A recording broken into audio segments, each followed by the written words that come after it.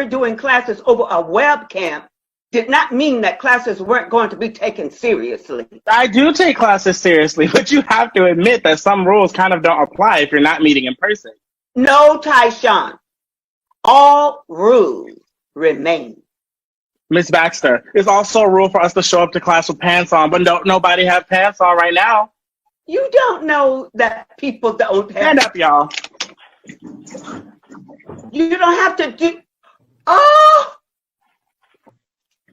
You don't have to. Oh my God. Well, I will have to end class early now so that I can talk to a lawyer and make sure I am not about to get arrested for seeing all my students in their underwear.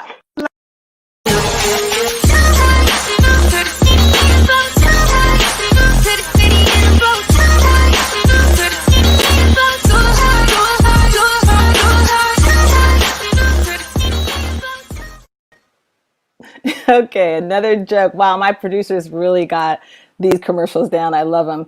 So welcome to Got School. My name is Adria Fox, and thank you for tuning in again today. Again, this platform was created for parents like you and me who are now schooling with our kids at home.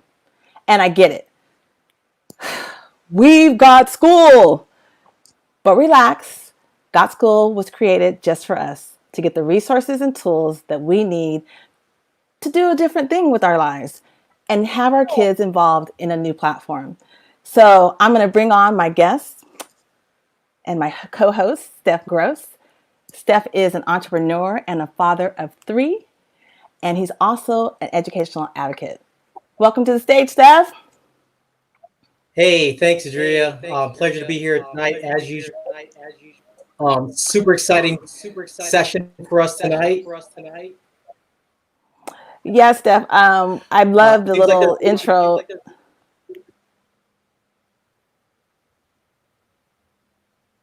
Sorry. So awesome. So Steph, what is in store for our guest today? We have 2 exciting guests tonight. One is actually our co-host, Maria Muhammad.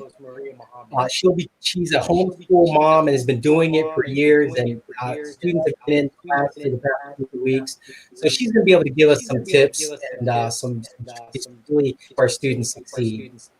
Then we have Guinness Book 2-time world record holder Dave Farrow on memory, and he's going to teach us some memory techniques and give us a test and give us really some tools that we can share with our students to retain all of the information that they learn.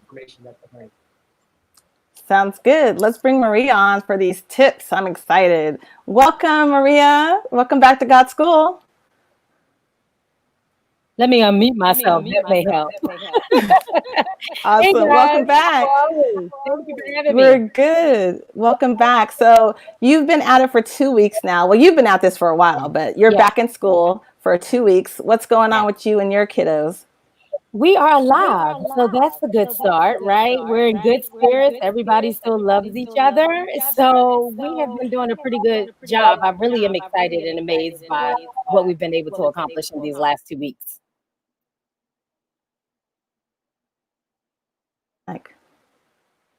So awesome. So give us some tips. I think I got what I learned. We'll do that later, but give us some tips, 3 tips that our guests can take away, the viewers that are watching, that we can take away and really make use of this home. Because, you know, most people listening right now, they've never done this before, and you're a pro. So we want to hear from you. Yeah. So my first tip, what I learned from last week to this week, is that we have to be active as moms and dads. We have to be healthy. We have to exercise. We have to get the appropriate amount of rest, and we have to eat correctly for whatever we deem, you know, our diet is. Because the first week, I needed a nap between every period. That's funny. So we can't take naps anymore just because they're in school? We can, but it shouldn't be every period and you wake up and school's over. Okay. Okay. So rest. So I saw you and your family are doing a fitness challenge. So that's what, is that what inspired it? Is the Absolutely. And I can see the difference. We're doing the 50 and 50. One of my good friend's husbands is actually turning 50 in 50 days. And so he just challenges everyone to get up and get active with him. And I see the difference between last week and now this week when I've started to exercise and incorporate that in my schedule. So that is one of my number one tips is to definitely get up and get active and get moving. Yep. Okay, so get up, get active. What else? I'm ready for that. I'm going to do the challenge. Oh, good. And so the second one is what I always advocate is put your baby in the driving seat, right? Let them take a part and be a part of the decision making of their education. What we've been doing this week is little things like my son is the host in our Zoom. We'll sit there with each other and he'll be the Zoom host and he'll share his page and I can see what he's working on because a part of his curriculum is online. And we kind of work it out together. And I mean, he's even threatened to kick me out of Zoom or call my parents if I wasn't paying attention. So it really helps to break up the monotony by letting him just take control of his education a little bit. Yep. Awesome. So is that the part where he's actually teaching back to you what he learned? No, we do that at the end. This is just going through his lessons and his lesson plan and just being able to share his screen and all those things that we normally get to do as the host. Yep. That is incredible. All right. So that's tip number 2. What's tip number 3? The last one, my last tip, what did I have? Let me look at that. Let me see here. Oh, the timer. Your timer is life. Please get a timer and time yourselves. It really helps to keep the pace going when you're doing your lesson plan. I do 10 minutes, I time it for the drill. I do 20 minutes for teaching the concept. I do another 20 minutes when he has to work on his own independently. And so it keeps us going. We don't use it as like concrete around our ankles, like it's not written in stone, but it really helps the pace of your lesson to keep you on track to make sure that you're not spending too much time. Or if you're not spending enough time, it also helps you to make sure that you're spending enough time on a particular concept or subject. Got it. So this is good. So for some of our people, they're actually, what I'm learning, because my kids are going back to school, is that they have like a 2-hour block in the morning where the teacher will be available, but they're not connecting with them. So we are the teachers, you guys. I don't know what it looks like in your school, but our kids aren't sitting in front of the computer with their class all day long. So these tips are really important to have the timer. We're the teachers, right, Maria? Absolutely. I thought it would be like that too. I thought they were just going to be sitting in front of a screen with their teacher like you would do in a normal brick and mortar, but that is certainly not the case. So you definitely have to get in there as the parent and create a schedule and make sure that your children are staying on task. You really have a great opportunity to be your child's educator again, which is something that many haven't done in a long time. Yeah, I'm that's why we're here. That's why we have Got School. So Maria, I'm going to teach back what I learned last week, which is one of the things that I learned. If you could teach it back, you learned it. So I have 3 things that I'm going to share that I learned during our first few sessions. So one of the things I learned is I have to communicate better with the school and my kids' teacher. I've always kind of just let them go and do whatever, and then show up at the parent teacher conference, go, okay, yay or nay. So I have to communicate better. I also learned that I should be getting a call during this virtual schooling. My teacher's kids should be calling my kids at least once a week. So I'm going to actually advocate for that because what I learned from the National Center for Urban School Transformation is that it is the best thing for educators to do is build a good culture on their campus. And so this checking in and communicating with your teachers is a part of that. And so I'm going to advocate for that for my kids. Then I also learned what you said, the emotional stability of the kids and me at home. I'm going to take breaks and I'm not going to push too hard. And I'm going to do yoga and meditation. We meditate, but I think I'm going to kick in that yoga in the morning to get us all on the right track. Because we're all adjusting. So those are the things I learned. How'd I do? You did very well. And I would add some music. Add some music to the mix. Get them started in the morning and get them started between their breaks and get them up and moving a little bit. Yeah, break the monotony. Yep. Break up the monotony. Good Okay, job. cool. You get an A. All right. Do I get a sticker? Yes. Okay, I want my sticker. Send me my sticker. All right, this is cool. So thank you, Maria, for the tips. I'm looking forward to next week with you for some more homeschooling tips. And up next, Thank you. Thank you. And stay on, please. We'll tune back in with you at the end there. Please stay on. Oh, there's Steph. Oh, you're back. Are you ready for your quiz? I'm ready for my quiz. Go. What did you learn over the last 3 sessions? So what did you learn on God School? Well, it's about teaching our kids critical thinking, and that critical thinking piece is really the foundation to everything. And really, again, letting them be within themselves and not put too much pressure on them, because this is a difficult situation for them and everyone else. But at the same time, as parents, having the resources and being confident and knowing that the resources are actually out there, and having enough will to go out and search for them and actually implement them. So those are the things I took away.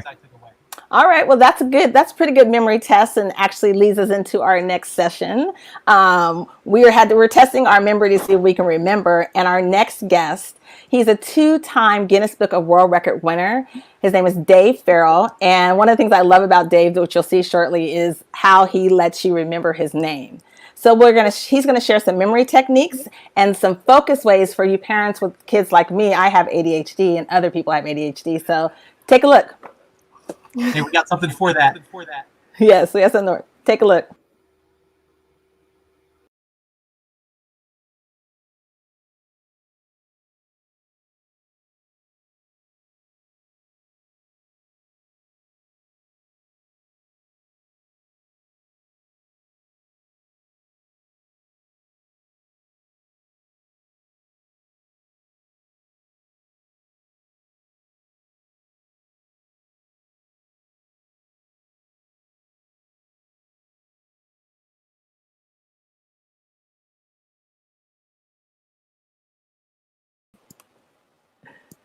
Okay.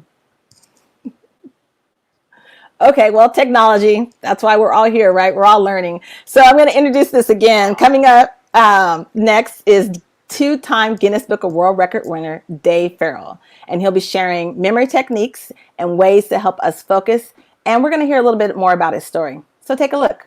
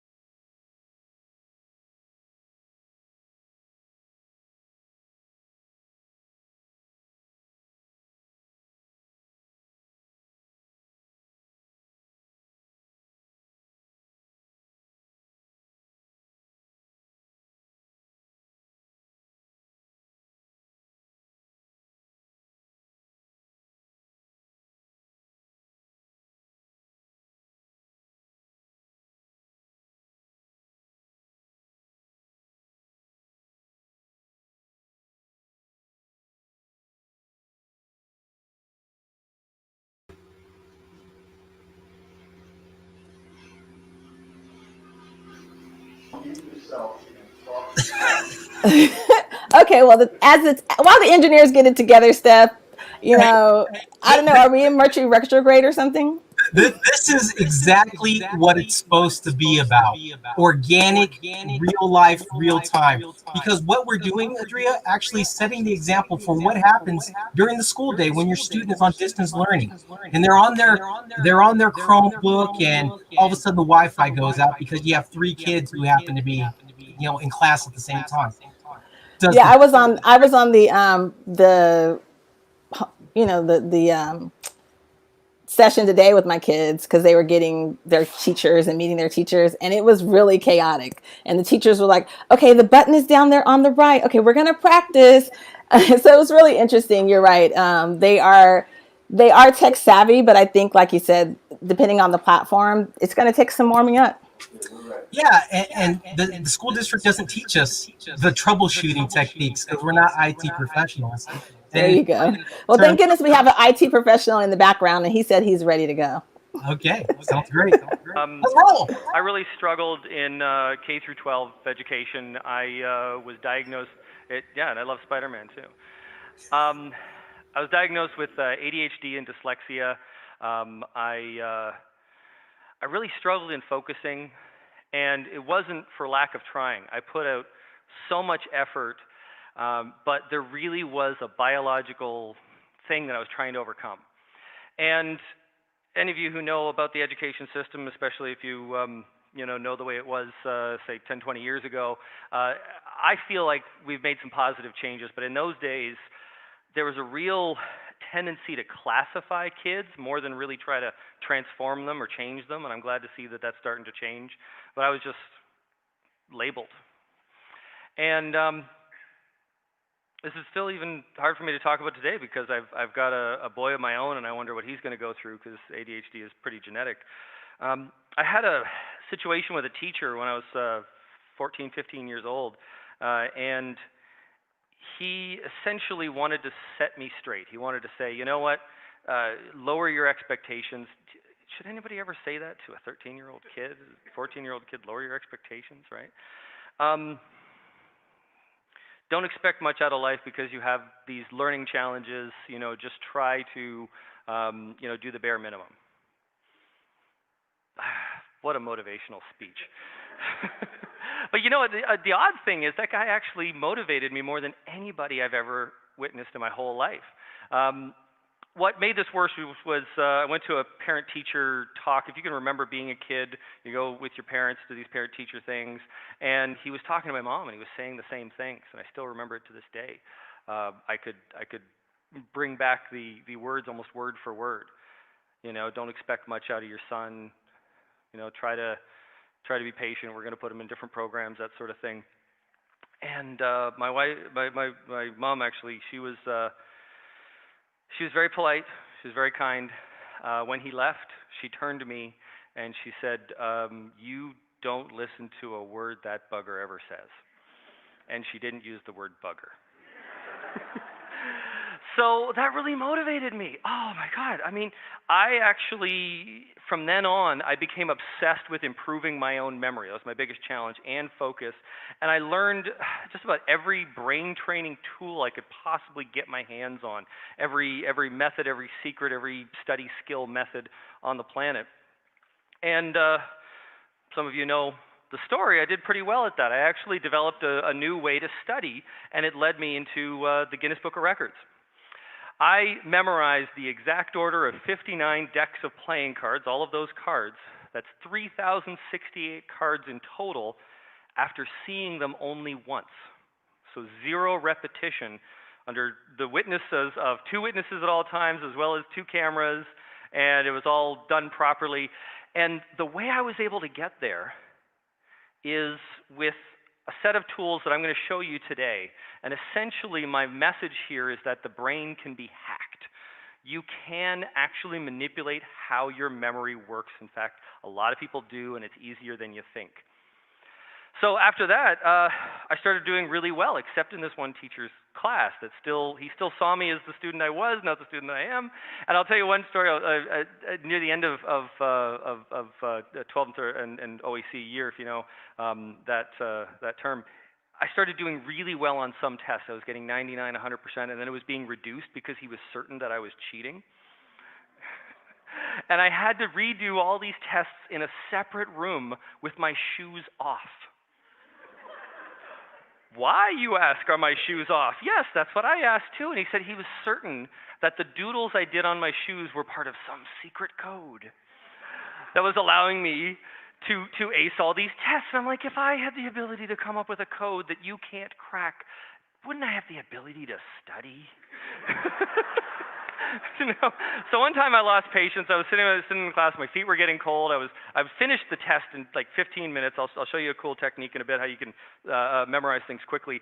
But I couldn't hand in the test, so I literally was sitting there in the desk, and I remember to this day I looked at my shoes on the counter on his desk, and I did this. I went.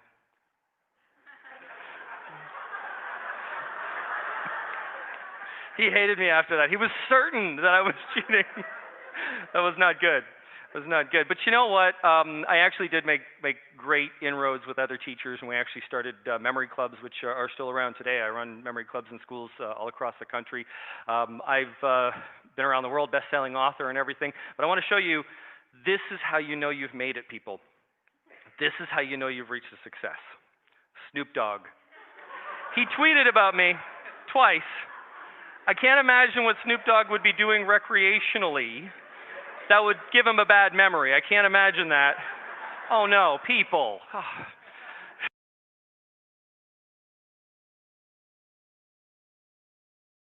Oh, welcome, Dave. Oh, that was wonderful. Thank you for that. That was a good trip down memory lane for the memory guy. I love it. Yeah, I really like that video. It made me really connect with you. Yeah, and I know we were talking. You called me earlier to talk about my mom, and at the time I didn't quite make the connection to what you were talking about. But yeah, that was the key moment that made such a big difference, because it was that somebody believed that I could change. And I really think that anytime a child is struggling, the best thing you can do is believe in them, you know? Yeah, absolutely. I went through some challenges with my kids, but I straightened it out because my mother's an educator, so I just fed back into that and like give them love, right? Absolutely. So is my audio coming across okay? Everything's good? It's a little choppy. Oh, all right. Well, let's just go forward with what we got, you know? Okay, let's do this. So Dave, I've seen you do the memorization with the cards. Yes. And I've seen that live. It looks like magic every single time. Oh, well, actually, your brain can actually be hacked. Your brain has the ability, I'm just going to turn down the volume so it's a little easier. Your brain has the ability to remember so much more than you think is possible, and that's not selling snake oil or anything. This is well-known, well-proven science, but you do have to learn kind of the owner's manual of how your brain works, why it works this way. So I have a demonstration prepared for you. I'm actually going to recall a few cards from a deck of playing cards I actually just memorized beforehand, and I know virtually there's no way to tell that I'm not cheating. I'm going to close my eyes and try my best to prove to you that this is real. But what actually is going to prove it to you is I'm going to teach you the technique that I use after I'm done. So I can, kind of like Penn and Teller, I'll show you the magic trick afterwards. And it's actually quite appropriate because magicians use techniques like this on the stage for years, for generations. They were called mentalists, and now those techniques really became more commonplace, and now they're being used in academia, which is obviously a better use of brain power. Yeah, absolutely. So go for it. I want people to see, but I want to learn the technique. I haven't learned that yet. All right, so this is the deck of cards that my wife shuffled earlier, and I'm going to close my eyes and try to keep. Okay, I'm on camera. I'm going to close my eyes, and what I'm going to do is I'm going to say the card. This normally I would be on stage with you or something, and I would say a card and somebody would flip it. So I'm going to make sure I flip it after I say it, so you know that I'm not looking at a monitor or anything. All right, so I'll go through the first few here to see if we can get rolling. This is really awkward, so be patient with me. Okay, so the first one should be the Ace of Diamonds. So there we go. Nailed it. Put that down. Then I'll try to go a little faster here. The Ace of Diamonds, then the Nine of Diamonds. Then the 5 of clubs, the 8 of diamonds, the 9 of hearts, right? And Yep. the queen of hearts. Then the go through a few more here. King of diamonds, the ace of the ace of hearts, I believe. Yeah. Okay. Yep. Got Then it. the 10 of clubs. Sorry. The Yep. 5 of spades. Woo. The 4 of clubs. The 10 of the 10 of spades. Yeah. All right. Then the go through a few more. The 9 of spades. Yep. Then the 7 of clubs.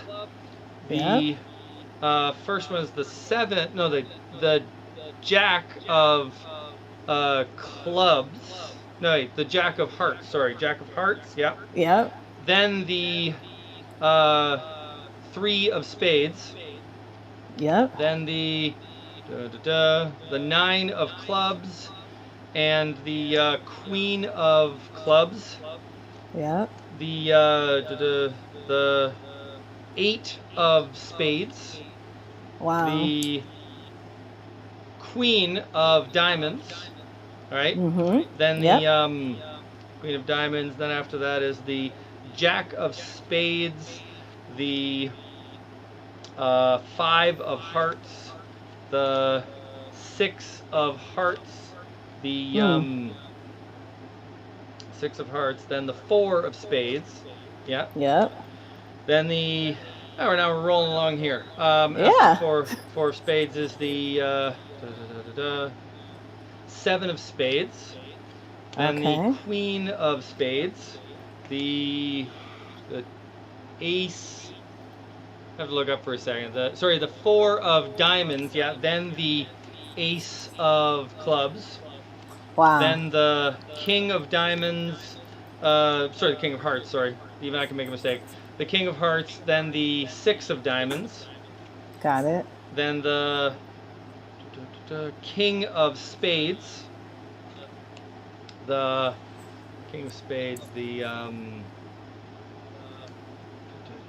5 of diamonds. The 2 of hearts.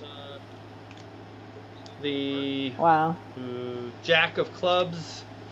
The 3 of diamonds. The 2 of diamonds. Come on now. The 8 of hearts. Yeah. Then the 8 of clubs. We'll finish these off here real quick. The next one is the 4 of hearts. The 7 of hearts. The 10 of diamonds. The ace of spades. Then the 2 of clubs. Okay. The 10 of hearts. Then the the 3 of clubs. The 6 of spades. Come on then now. The 7 of diamonds. The 5 of clubs. Oh, sorry, king of clubs. My mistake. I was going too fast here. I'll get the last few right. After the king of clubs is the 3 of hearts. The jack of diamonds. And then the 6 of clubs. And the 2 of spades. There we go. How cool is that? Maria says she can't even remember her keys half the time. Well, and I want you to know that I was not born with this memory. I mean, you know this from my story. I was diagnosed with learning challenges, and for the ADD kid, focus is the real problem. Memory is a side effect. So if you can't focus, you can't memorize. But essentially, what I figured out is what I'm going to share with you guys in the time that we have is how you can actually, and by the way, this isn't just for kids with ADD. This is for anybody who wants to improve focus. Essentially, what I figured out was the science of tricking your brain into focusing. You ever have those times where you just can't focus, you just can't pay attention no matter how much effort you put out, you drink a bunch of coffee, it doesn't seem to help? Yes. But there's also you mean all the time? All the time, yeah. But there's other times where you know, it seems like you can't do anything wrong. Like you have all these ideas coming, and you're like, oh, I got this, I got that, and you're in that flow state and everything. Well, you know, science has spent a lot of time trying to figure that out, and I've got a formula to be able to achieve that. Wow. So you called it earlier. You called it the manual for your brain. Yeah, and that's really the key. Is if I can give some tips just on a general homeschooling sense, because my wife's actually going to be on the show on the 2nd, and she's going to go in more depth from a mom perspective and also for early years. But I gotta say, you know, you parents, you don't have to do everything. The fact that you're one-on-one means that training session, that education session, the memory and recall from that session is going to be so much higher than if they were in a classroom. Because think of the teacher's time is divided amongst 30 students or something, you know, 20 to 30 students. Right. So 1 hour in school is not as valuable as 1 hour one-on-one with you. You're essentially like a tutor. And when people get tutored, you know, obviously, you know, usually it's reserved for the wealthy, but you know, it's a very powerful tool. It's that one-on-one time. 1 hour of a one-on-one dealing with issues and everything is so much more. It's like hyper concentrated. You're gonna have so much more high recall than you know, hours in the classroom. So just think of when you were in the classroom and how easy it was to goof off or lose focus. So you don't have to pack deep learning into every hour. You might even be burning your kids out if you try to keep to the schedule that the school has, you know?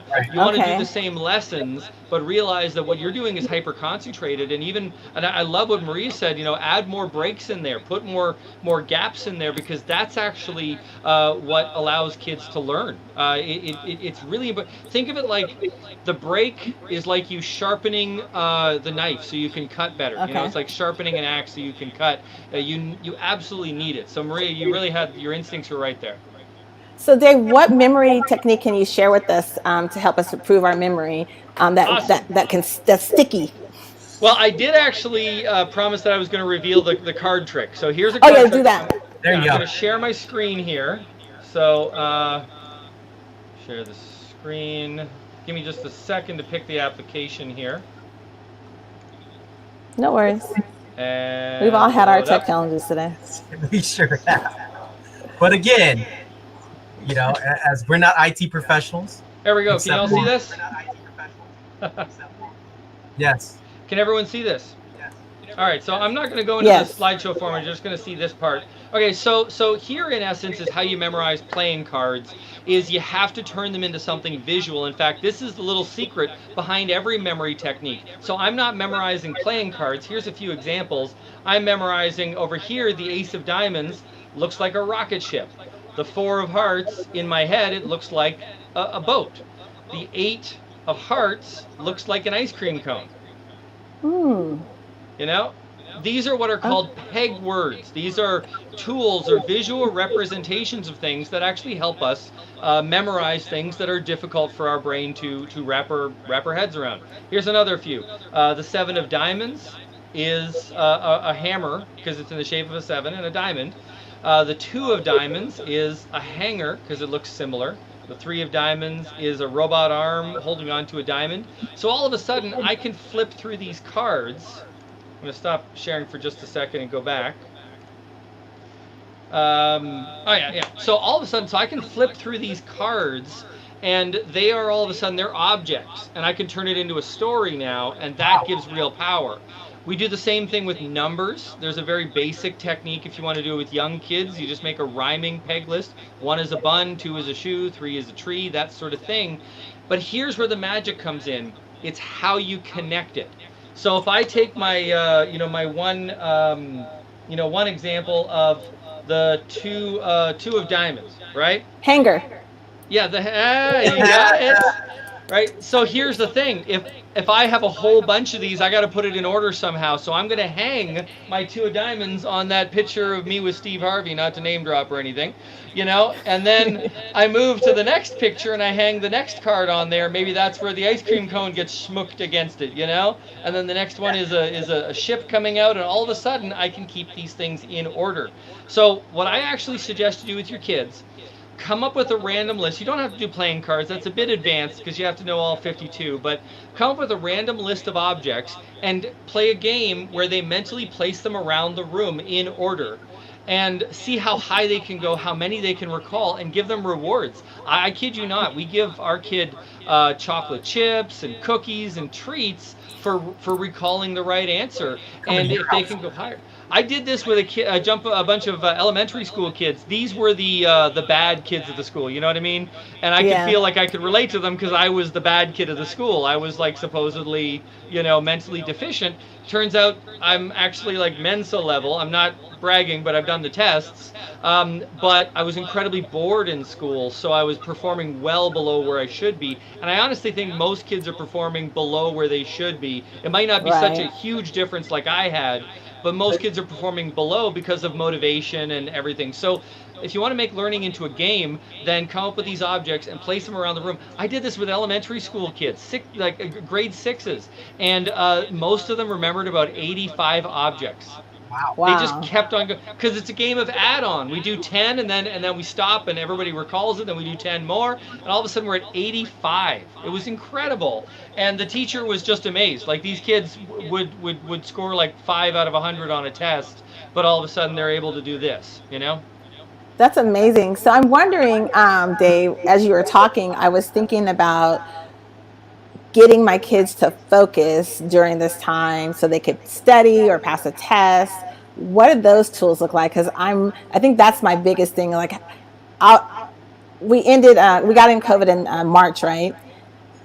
And then so we're homeschooling, and I swear I was losing it. I was like, focus. Well, it's hard to get them to focus because you're also having difficulty focusing. And really what all of us are lacking is structure. We no longer, like that joke at the beginning of like, let me put my pants on, really. It was hilarious because it was so true. We're lacking so many rules and so much structure. And kids, especially young kids, but I would say even in like I teach at college campuses, even at that level, the kids really need some kind of structure in order to learn. You need to know structure allows us to predict the next thing that's happening, right? So if I've got this period and I know I'm going to do math next, then my brain is mentally preparing for it subconsciously even before I go into that room. So structure is really important. I'm going to show you a structure that you might want to try when you're at home. I'm going to go back to the sharing screen thing. Okay. It works. Dave, I'd love to ask you some questions, but I'm just purely in awe right now about the whole 52 cards. Like, that was amazing. He did, how many decks was Thank you. It was 59 decks of playing cards, all shuffled together, so it's 3,068 cards in total. Wow. So, I do have a question. How early should we start this? So, in my particular recreational profession, visual perception on the brain, we really focus on that 0 to 3 years old. Is this something that we can start that early? 0 to 3 years or grade 3? No, 0 to 3 years. Can we start that early cognitive connecting visually? Yeah, I would say that at that age you want to do games. So what we did with our child is, and I'll actually stop the sharing for a second there, Sorry about so that. we can see. Yeah, no worries. Because this is a really important question. I want to answer it directly.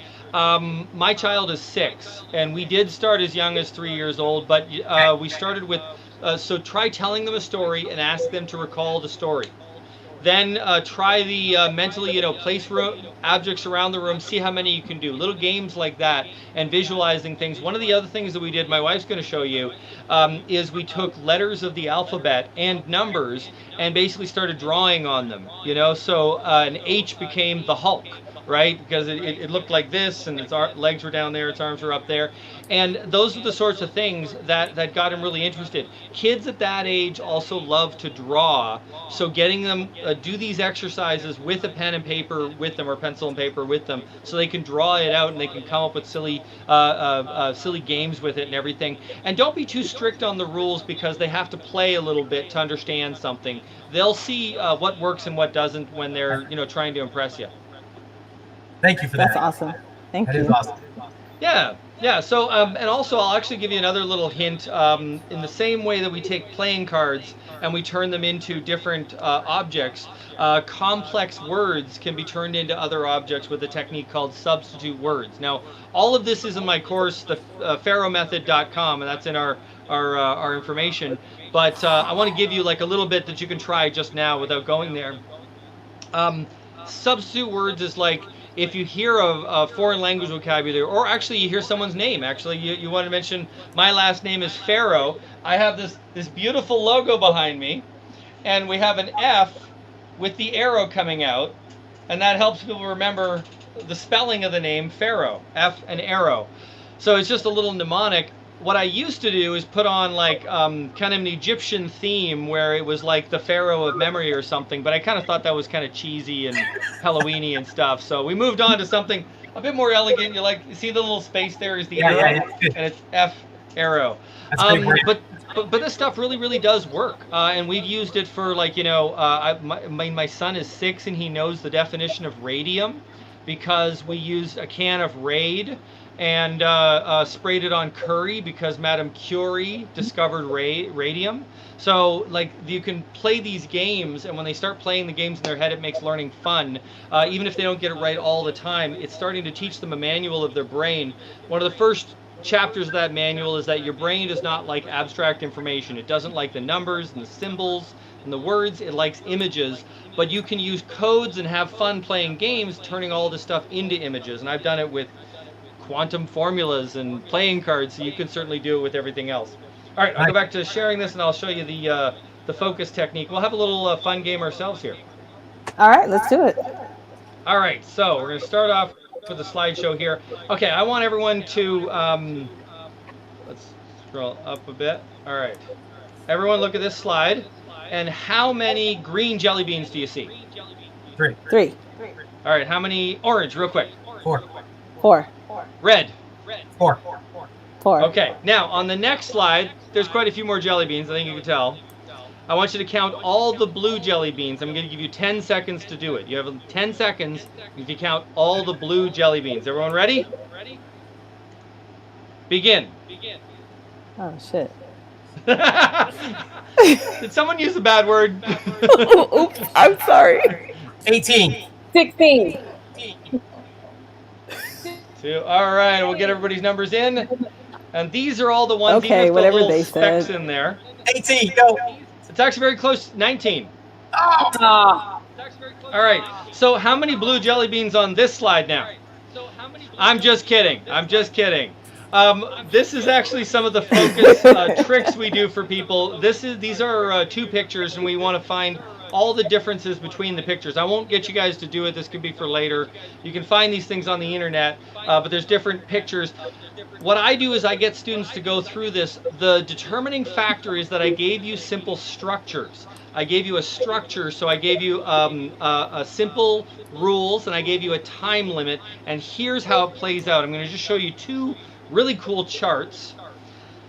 These charts are one of the most common charts in cognitive science. When you're studying kids' recall rate during study periods, this is how it flows. So the chart on the left, I'm going to zoom in on this.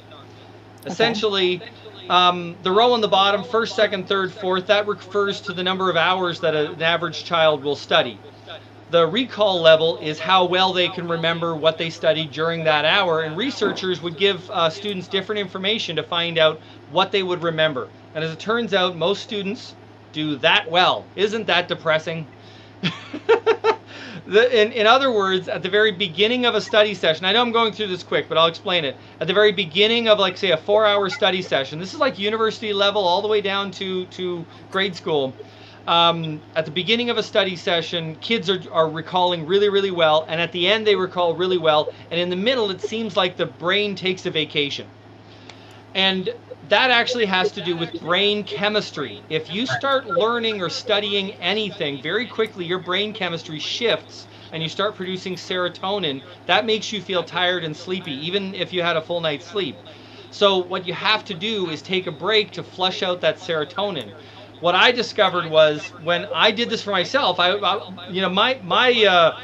recall level in the beginning of this was like a sliver. It was like tiny. Wow.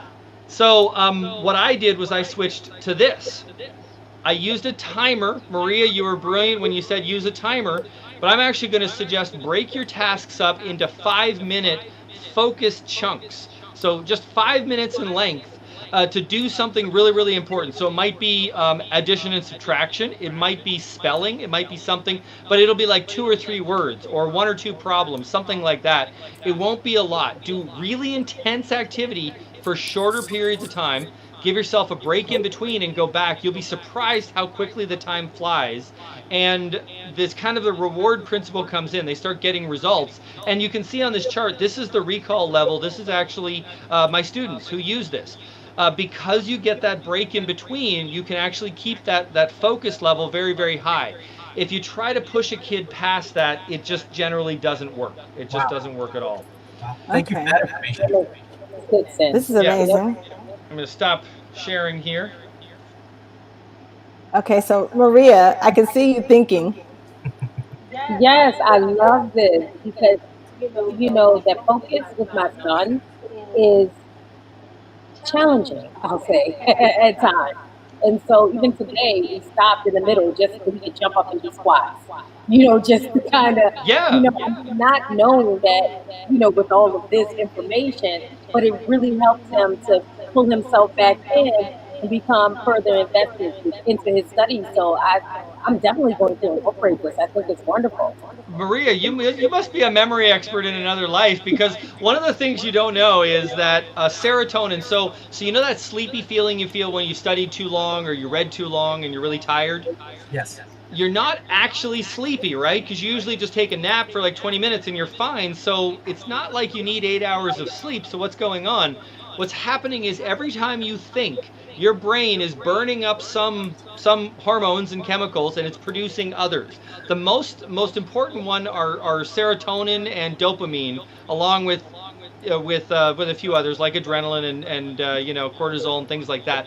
But just to make it very simple, serotonin is the hormone that makes you feel sleepy. That's where you feel drowsy in the middle of the day because you've been studying too hard. Serotonin actually binds with oxygen, which means that any aerobic activity, those push-ups, those jumping up and down, any of that clears it right out of the brain. And that's actually where we get the old phrase that goes back hundreds of years, where people say that they wanted to take a walk to clear their head. Literally, walking clears your head because it clears out the serotonin from the brain and it rebalances all those hormones. The best way to think of the brain is it's the most powerful computer you could possibly imagine with the worst battery ever. It lasts for like 5 minutes really well, and then you need to take a break because it's really not good at focusing for 8 hours. It's a myth that you can focus for 8 hours. Your brain just kind of goes into that zombie zone. Absolutely. So did you hear that, employers? 8-hour days are no good. Yes, no, that's true. And even if you want to be productive, break your tasks up into these tiny chunks and set a timer with it. In my course, I go into a lot more depth on how writers can use it to write novels, how you can use it to study, how you do it with kids with ADD and things like that. I set up a special price on farrowmethod.com for your audience, and also. If you get this course, it's only $100. It's typically actually about $500. But if you get this course, it's some of my more comprehensive material. I have some new courses coming out, and when they come out, you'll get an email and you'll get $100 off of those. So anything you pay now, basically gets applied to future courses on top of what you get now, because I really want to help out the parents. We appreciate that. So I posted that for our audience into the feed so they could get that information. I'm definitely going to take advantage of that resource because I need it too. And right, Maria? So this is the segment where I'm going to find out what everybody's up to. Dave, we just heard from you. This new program, is it for adults and kids, or what's your new program you have coming out? A little bit more detail. Yeah, well, the new program is some updated content with some of the more science. What we're doing is we're streaming. So the program at farrowmethod.com right now is more comprehensive. It's kind of everything all together. But the new, so it's been around for a few years. I actually sold it as DVDs at one time, and it was sold about well over 100,000 copies worldwide for infomercials and things like that. So it's really, really good content. But the new content is more updated with updated science, things like Alzheimer's and preventative exercises for memory loss for adults. And we also stream. So there's a separate module just for students and studying, and another one more for adults and success in life, that sort of thing. The first course was all kind of put together. So you're actually getting a great deal if you get the farrowmethod.com now. In about 3 weeks, we're going to have the new courses, and we might take that down. But anybody who's already logged in now will still get it in perpetuity. We just won't have it open to the general public because we got to update the content. Amazing. Thank you. You've heard it from Dave Farrow, the Farrow Method. We need these resources, parents. This is an opportunity to change the path of your students forever. So thank you for tuning in. Start today. Did you want to say something, Dave? Well, I just wanted to say all the parents out there, don't get super stressed out. Don't think that you have to be the entire school for everyone. You'd be surprised how simple some of the lessons are. There's a lot of resources even on YouTube, and also getting your child to suggest learning strategies. Say, hey, you have to do a certain amount of math and reading today. You have to do this and that. But how are we going to do it? Do you want to read one of your books to me? Do you want to write something? One day my child wanted to make a book. So we actually got down and got paper and pencils out and everything, and he made a book about the Avengers. But he loves Avengers, obviously.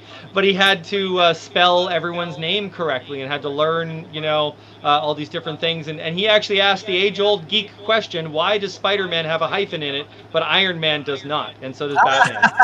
Yeah. So he's like a geek now. He understands continuity now. So I love it.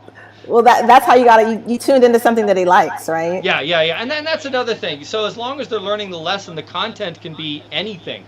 You can't bring in pop culture in the classroom, but you can bring it into your room, because obviously, Disney owns the Avengers, but they're not going to stop me from writing that down with my kids or anything like that, So Absolutely. so you can play a little bit more and use more things that they're really interested in, There's a lot of really great science content, and they get really interested in science. The other really important thing I found for me is motivation. Kids are a lot smarter than you think when they're motivated. Just think of a time when they get stuck on a video game and they'll watch 5 or 6 tutorials to try to figure out how to solve that problem, but they won't do 5 or 6 tutorials to figure out why they failed the math quiz. But if that math quiz is going to get them to be an astronaut that they're really excited about, or whatever it is they're really excited about, then all of a sudden they want to solve that problem. So think of motivation, getting to the heart of things, and don't put too much pressure on you guys, parents, because every moment you spend with them is worth several hours in the classroom equivalently. So you don't have to spend as much time as the teacher does, because your time one-on-one is higher concentration. That's great. Yeah, I think we're going to get some good research out of COVID with parents that have found this is the better way. I'm looking forward to that. You got to look at what some of the homeschoolers have done. It's absolutely amazing, because the institution of education has wanted to kind of squash homeschooling for a long time, but the data has been very clear. Homeschooled kids excel usually 2 or 3 grade levels above kids in public or private schools. And it's because of that hyper concentration. They can learn at their own pace, and all of these things that we've been talking about. Kids are sponges for information. So sometimes just to get them to learn, you just have to get out of their way too. You don't have to plan everything. You just have to see them learning. But yeah, homeschooling typically, even when it's done badly, it's the results on math, reading, all these other scores are just skyrocketing higher than other, much to the chagrin of some of the institutions out there in academia. And I work with those institutions. I teach teachers. I travel around to colleges, and they know this. But it's not their fault. They're great teachers. The system does the best it can with the resources that they have. But a parent knows their kid best. They know when the kid is losing focus and they stop. And lessons one-on-one attention will always be better than 1-on-20. Yes, agreed. 100%. Thank you. Thank you so much for being with us today, Dave. I'm looking in the comments. I think you've answered most of the questions, so we're not going to do the Q&A right now, but I do want to give Maria give me some more questions. I have so many. Okay, I have one more question. All right. So ADHD. I've learned that it's actually a different way the brain processes, so it's not a deficit. Yeah, I actually am a big believer that we should get rid of the D in ADHD. I think that in some cases it can be a B, a benefit. So what I mean by that is there's actually a bunch of study now that we know, because when I'm no spring chicken. I hope I still look like one, but I was diagnosed a long time ago. Let's just say that. And back when I was diagnosed, it was kind of in the early days of ADD. So the example was kids in school. And the problem is that the school environment is not the world environment. So you take kids who are in academia, and yeah, ADD students really tend to do very poorly in the academic structure because they have a lot of difficulty listening to lectures, and they have a lot of difficulty focusing for long periods of time at low levels. But the alternate is actually true as well. They have a greater advantage focusing at higher levels for short periods of time. There's something called hyperfocus that ADD people can achieve, and it happens automatically when you're focused on something that you like. You block out all the distractions, and ADD people have the ability to focus greater than everyone else on things that they're interested in, and also for short periods of time. And it's called hyperfocus. The other interesting thing about ADD people is they tend to think faster, which is a sign of IQ, and they tend to handle a crisis better, and they tend to handle day-to-day stress better. So when the S hits the fan, basically, my heart rate slows down. I get really relaxed when, like, I'm talking, I've been in, car accidents, family members were having a health problem. We had to call the ambulance. I was always the one with the cool head, even when I was a kid. Not even, I'm the head of the household now, and it's somewhat expected, but people around me are freaking out, And the people who tend to do best in school are the ones who tend to do worst in a crisis, because school is very structured. A crisis is no structure. It's danger. So people with ADD tend to excel as entrepreneurs. Richard Branson has ADD, for example, and there's a whole bunch of other examples. And there even is some studies. This is somewhat controversial, but there are even some studies that show that when you balance out for all different factors like education and others, people with ADD make more money than people without. So in the real world, where we have crises, we have challenges, we have risk that we have to manage, and we don't have a teacher that lectures to us that we have a test in 6 weeks and we have all the time in the world to plan for it, maybe the ability to handle that risk is an advantage. So I firmly believe that ADD is an advantage in some areas and a disadvantage in others. And like all of us, we have to know how our brain works. Like the old ancient Greeks used to say, know thyself. Is the most important knowledge. You want to know the world and know yourself, and you should do those two pursuits equally. And understanding yourself and how you learn is really, really important. And that's why homeschooling is great, because nobody knows the child better than their own mom or dad, right? Agreed. I mean, they're tuned into our frequency. We are the best teacher, right? Yeah, and you know exactly when they're losing focus. You also know how to motivate them and get focus back and all that. So trust your instincts. You're much better at this than you think. Okay. So Dave, thank you so much, Dave. Well, I have a question, just real quick. One of the structures in the schedules for the day is there's a synchronous 2 hours, then an asynchronous for 2 hours, and then independent study for 2 hours. Can you give us a tip on how to best approach that? Obviously, the synchronous piece is at the top of the hour, where obviously their attention deficit's really high, and then it tapers off, and then the asynchronous kind of kicks in later on. Is there a specific strategy that we can use to help them transition through that, besides taking a break? Yeah, so from what I can understand, the synchronous is where they're watching the teacher in the classroom with like That's a webcam or something, right? That's correct. And then the asynchronous is where they have a lesson, they have to do it themselves. Pre-recorded. Correct. Oh, it's pre-recorded. Okay, okay. So if there's something that they can pause and then play again, then you can do the focus burst technique, that short chunk. But now, if it's just watching a video, you don't necessarily have to have 5-minute breaks in there. That's only reserved. Like my chart is only reserved for really high level, like really intense things. If it's a low level, relaxing thing, then you might have 10 or 20 minutes would be fine. For the synchronous stuff where they have to watch the teacher, if somebody has focus issues, I suggest they have something to play with. I'm not a big fan of fidget spinners, but I'm actually really a big fan of giving them a pencil and paper, and they can draw and come up with notes, because that has been shown even at the university level. So we're not just talking kids that are doodling. Is because you end up taking in the visual information, turning it into kinesthetic, which is moving, and then you're also processing it again. So the brain, the ADD brain that's going too fast, it's given like a second task, so it doesn't get too bored. Right. Okay. Thank you for that. Hope that helps. It absolutely does. All right. Well, if anybody else has any other questions, I'd love to Adria, if they send you questions, send them on to me. I'd love to help people. If they take the course, I'd love to, give them that deal. Amazing. Maria, did you have a question? No, I'm just going to get the course. We're going to get the course. Again, thank you. Yes. Thank you, everyone. You've been listening to Got School with Dave Farrow and our co-host Maria and Steph Groce. This has been an amazing episode, and I thank everyone for tuning in to Got School. We'll see you next week. Same bat channel, same bat time. Don't forget me.